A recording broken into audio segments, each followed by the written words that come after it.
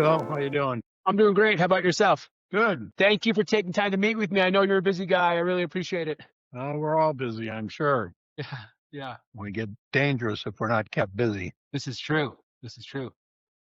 Hey, are you from Massachusetts? I'm not from Massachusetts. I lived in Massachusetts a couple of times. I went to college there, and then I lived there when I worked for Liberty Mutual for a while. Yeah, yeah. I think my brother worked I grew up in Massachusetts, and I saw Amherst College on your information, so I was Yep. curious. Yep. I grew up in Minneapolis, actually, and then went out to Amherst for school and went back to Minneapolis and then to New Jersey, Chicago, Louisville, Philadelphia, Louisville, New York, Boston, and Chicago. Yeah, that's cool. Where are you? I'm in Southwest Colorado, outside Durango, and I grew up in Massachusetts. I've mostly, let's see, I tell people I grew up in a strict Italian family, and I moved out west when I could as a young guy. I lived in LA for a bit. I lived in Bend, Oregon for a bit. I lived in Alaska, a couple of different parts of Colorado.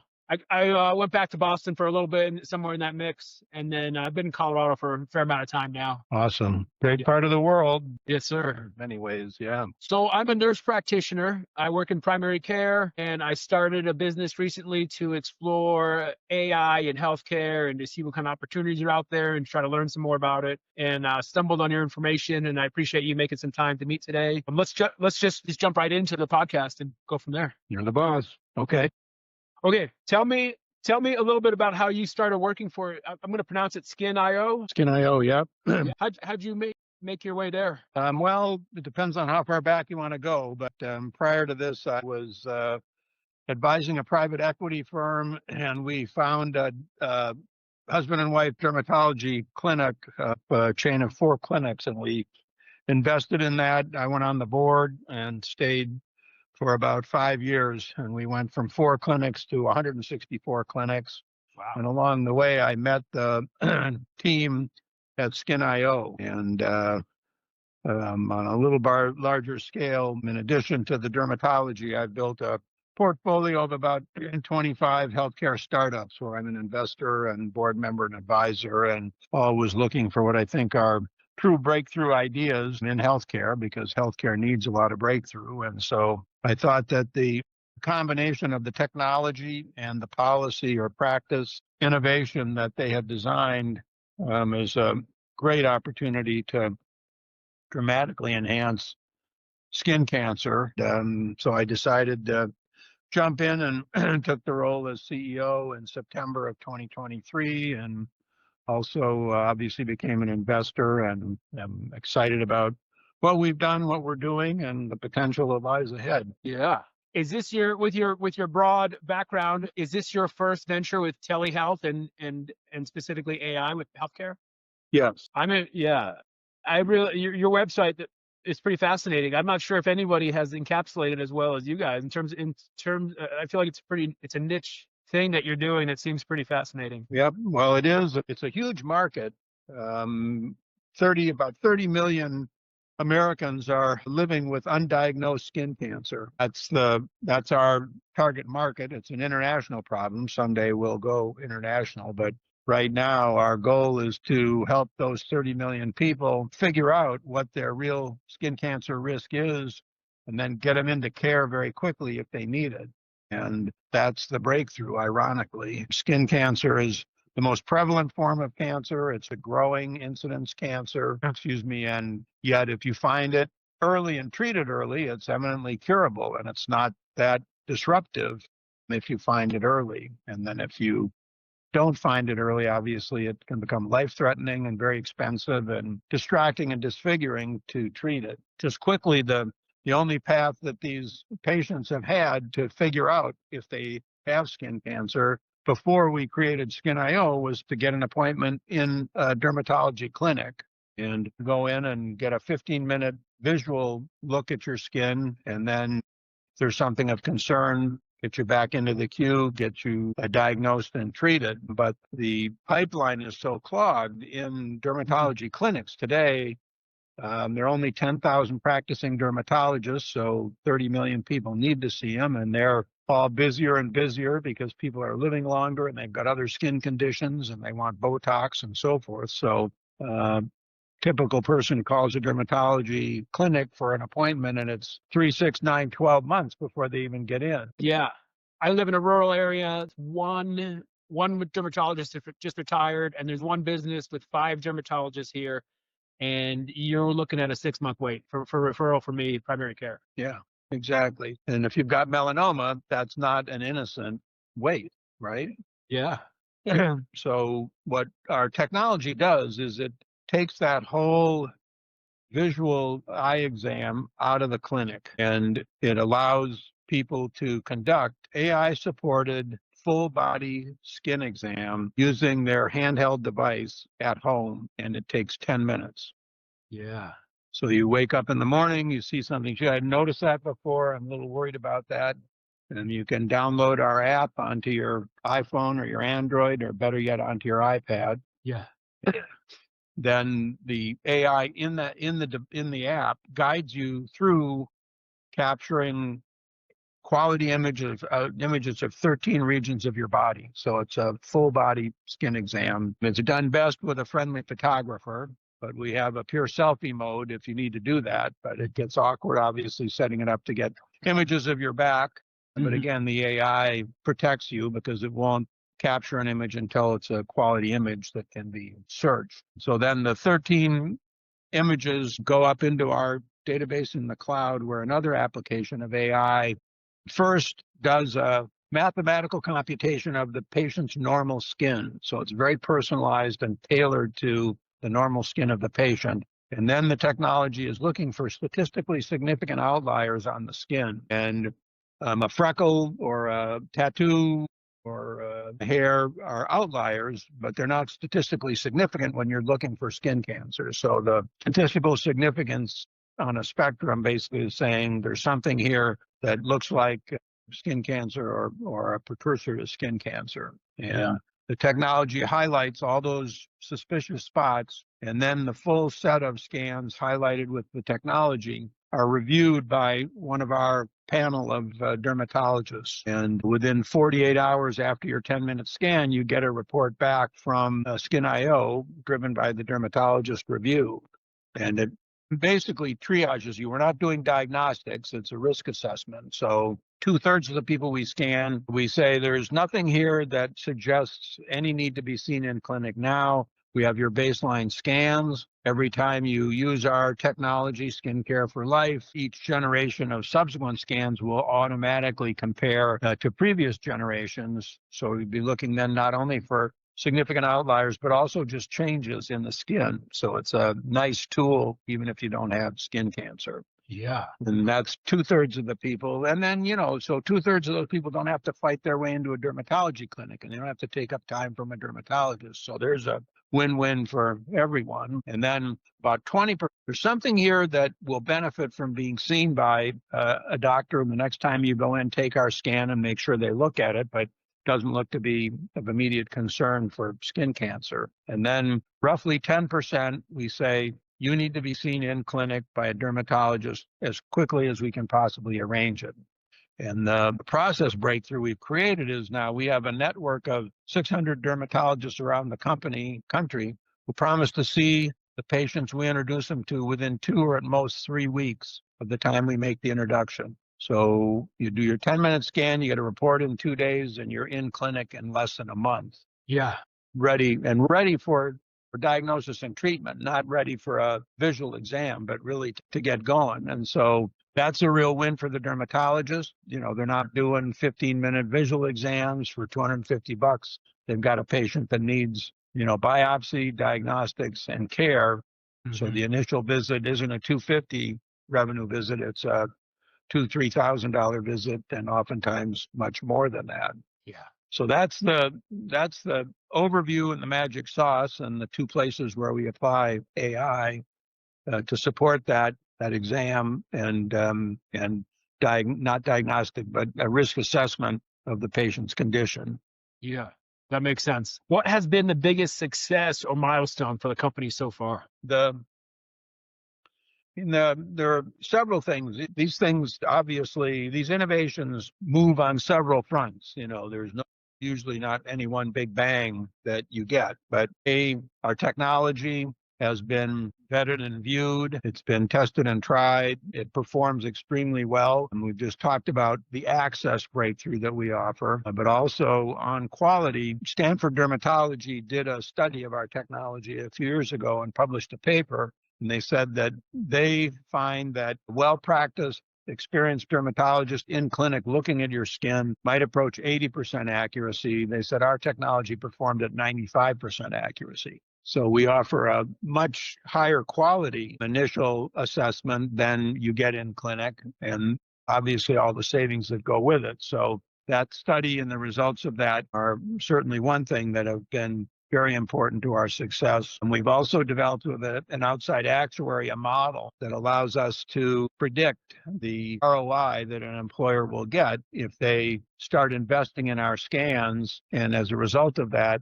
take a lot of cost out of their skin cancer treatment because of early diagnosis and early treatment. And what the actuaries predict is that if you have a company with average incidence of skin cancer, you'll get a 5 to 6 times return after 5 years on whatever you spend on our scans. And it comes from lower cost of early diagnosis and treatment, less time off, and also lower copays and deductibles for the employers. And so that's very helpful to the determination by employers as to whether or not they want to consider adopting our technology. Excuse me. And then we're working to get more and more information back from the doctors that we refer to, because we'd really like to very tightly compare what they conclude diagnostically to what we think we see, so we can continue to make our technology even stronger. And then what was the diagnosis, and then what was the treatment path, what were the costs of treatment, and what were the outcomes. We'd like to build this very powerful database to prove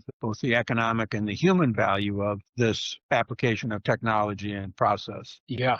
So I live in a pretty rural area, so I feel like that product would be, your product would be a double win, because it's not just like, even in urban areas, getting into a dermatologist can be difficult, but something that we see in rural medicine is access to specialists. So I mean, it's not unusual for me with more serious conditions. I live near the Four Corners, Southwest Colorado, near the New Mexico border. It's not unusual for me to send someone 6 hours across the state to Colorado Springs or Denver to see some kind of specialist. So would speak to that. Exactly. Yep. And the data says that 80% of the U.S. counties have no resident dermatologist. Sure. So there's a real concentration of where they are. And if you're in Denver and you're in a county that doesn't happen to have one, but there's one in the next county, it's not a big deal. But what you described, people live in dermatology deserts where they're 2, 3, 4 hours drive away, and they see something, and it's a huge question as to whether or not they even bother to try to figure out what it is. And that's where our offering, we'll tell them, yes, you need to spend that time to get to a dermatologist, and we'll get you there, or you don't need to do it at the moment, and you can have peace of mind as well as not being disrupted with that kind of commute to try to get the care that you worry you might need. Yeah. Do you guys work at all with primary care clinics, or is it just specifically with dermatologists? Is there a lag in between? We do work with primary care clinics, and it's a great question, and it's something that we need to do more of, because a lot of primary care physicians are experiencing their patients coming in for their annual exam, and they're worried about skin cancer. And all they've got is, well, I can refer you to the dermatologist that I referred to, and now you're 3 to 6 months out, even with a good referral relationship. And so what we offer is we install our technology in the primary care office, and we teach one of the staff, and it doesn't have to be high-level clinical staff. It doesn't take an exam room. You can do it in a conference room, how to conduct our scans. And so the patient comes in for the first day of their annual exam. They do all their draws, they do our scans, and then they come back 2 days later, and there are the results of the scans, plus our connection to care if they need to see somebody. So these primary care physicians where we are in their offices feel very strongly that this is a strong value add to their patients. Part of the question becomes, who's going to pay for it, and how are they going to pay for it? Our model for them is we charge $500 to install the technology and train, and then we build a monthly SaaS model. So they just pay us monthly, depending upon the tier of how many exams they want to run through the system. And so it's pretty smooth and pretty efficient and adds real value. But the question is, hey, who's going to pay for it? And there are different approaches. Some primary care physicians say that they have enough margin just in all the charges that they do when they do an exam, so they absorb it. Some of it do it on a self-pay basis. There are always elements of those annual exams that aren't covered, so they've got process to collect a few dollars, so they may charge some or all of the cost to the patient to sort out that reimbursement question. Yeah. What challenges have you faced as the company has scaled, and how have you worked through them? Well, we're still very much scaling. We've scanned about 50,000 people so far. We'll hopefully do about 20,000 next year and are looking at growing beyond that. The challenges are, I think, number one, we've created a new category, and nobody in the benefits world are used to buying benefits like this, where it's fully integrated to care and where you actually can make money by saving money rather than having to look at it as a new expense. It's a little front-end expense, but talking to benefits people, having them understand that, having them attach credibility to the model is an unusual step in the benefit selling process. And so we need enough attention and time to be able to make that pitch. And then it's very human. All these benefits people, some of them get it right away. Panasonic is a new client. They looked at it in March. They said, we want this. They signed the contract in April, and we were scanning their people in May. We can turn it on very quickly, but that's one issue. Reimbursement is an issue, and we're having to educate the insurance companies and the government on the power of what we do and helping them to understand why they should gleefully pay for this, because they and their customers are going to save a lot of money and improve patient care with it. The insurance companies are historically very resistant of paying for new scanning technology. Their view is that it finds the problem, but it doesn't fix the problem. So now they've paid to find a problem. Now they got to try to figure out how to pay to fix it. And especially in the dermatology environment, it's hard to see that. And so we've got a patchwork. The Blues of Illinois have taken a very forward-thinking approach to this, and they've approved us, and we can move Blues of Illinois companies right through the claim system. It's clean and smooth. And then Blue Card members around the country can do the same thing.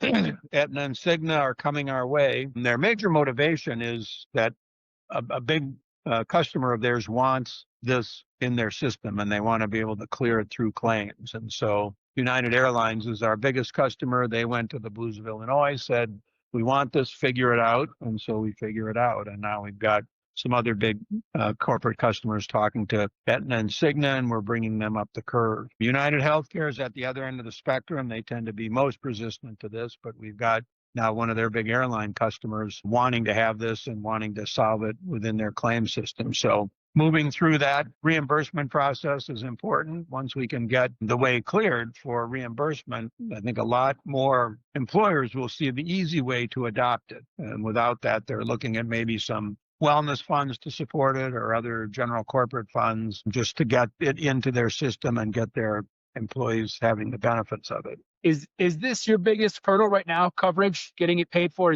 If I was going to ask you if you could fix one thing, making more money, saving time, cutting costs, which would be the top priority for SkinIO? Well, I'd love to have that problem solved. Yeah. We also have a distribution challenge that we really got the bit in our teeth on. For corporate customers, obviously, we offer their employees the ability to do this at home, but we also appear at wellness fairs, employee wellness events. For United Airlines, we set up in their big airport hubs, and we catch people for their scans as they're changing flights. But the cost of those on-site events is significantly more than doing it at home. And we put our teams in the location. We have our technology. We've got privacy tents. So there's significant additional cost to that. And we need to get more balance between the at-home and the on-site to make sure that this is really going to be scalable. Yeah. We also are on the threshold of going with a true direct-to-consumer introduction. And that, to your part of the world will be very powerful. But in order to make a quality entrance into direct-to-consumer, obviously you need to invest in communications, repetition of communications, education, trust building, and then adoption of the technology. So we've got some work to do and some investment to make to really get into that market. Yeah. Yeah. As you were talking, I was wondering about the individual, and I was wondering if, HSAs and the like would be an option in the future. They're an option now. They can allow people to use both of those systems to make a payment. They can give us their HSA card and we can run it right through their HSA system. So that's pretty easy. Yeah, that's cool. That's cool.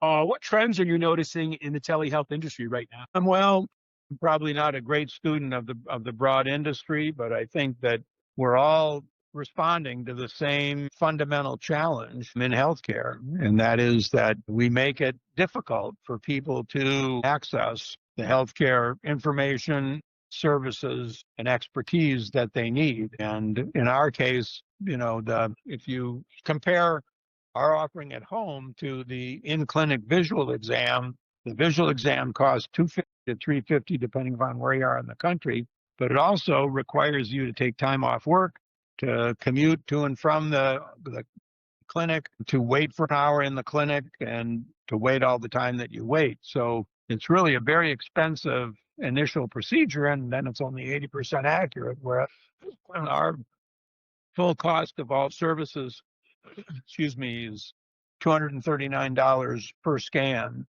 Even on just the cost of the initial exam, we're significantly less, but then fully loaded, we're far more convenient and much lower cost than what's out there. And that, I think that profile of care and efficiency kind of cuts across a lot of the healthcare industry. And that's what's growing people and growing the electronic access to healthcare. Yeah. I think it's also helpful to the providers. They can use their time and their resources much more efficiently if they don't have a lot of time and a lot of resource consumed by patients who may not need everything that they offer, or who could get much of what they need remotely. Yeah. Kind of just a thought, just to put out there. I'm not sure that you can answer it, but it makes me wonder what other specialties beyond dermatology that would be that will be explored in the future with this kind of technology. Yeah, well, it's, the continuing convergence of the technology and the market forces that will drive that. But our founder concluded that the camera quality in the iPhone 7 was adequate to support this technology, and the camera only continues to get better and better. So that opens up a lot of opportunity. And then what other technology can people build to use the camera to be able to acquire data and make certain interpretations of the data? They're in the device and the technology, or by a doctor remotely. Yeah.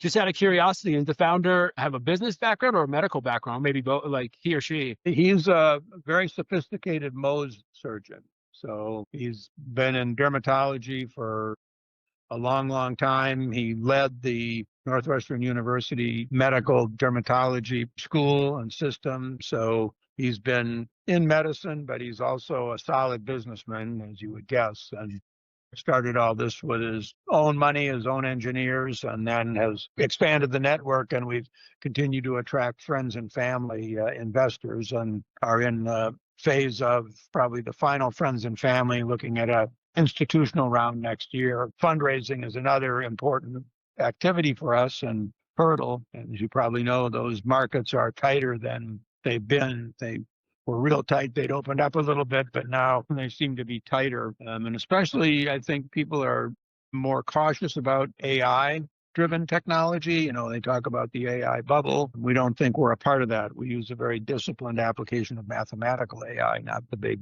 ChatGPT generative AI, but we need to get over that hurdle as well as we talk to prospective investors. We're a lower AI risk investment, we think, than many others. Yeah, something that keeps coming up in the conversations I'm having. It's not a new question, but just how to supporting human behavior and changing human behavior, encouraging people to adapt, whether it's this kind of tool or other telehealth services.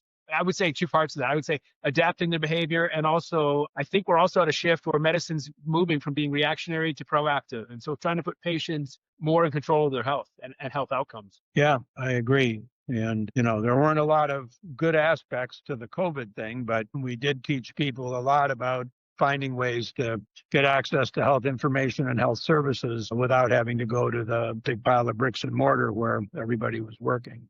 Yeah. Well said. Excuse me. Okay, Steve. Well, thank you so much for meeting with me today. Those are all the questions I had, and I appreciate you taking time from your day to sit down with me. Great. Phil, I appreciate it. And as you can, curiosity extends, let me know if I can help in the future. All right.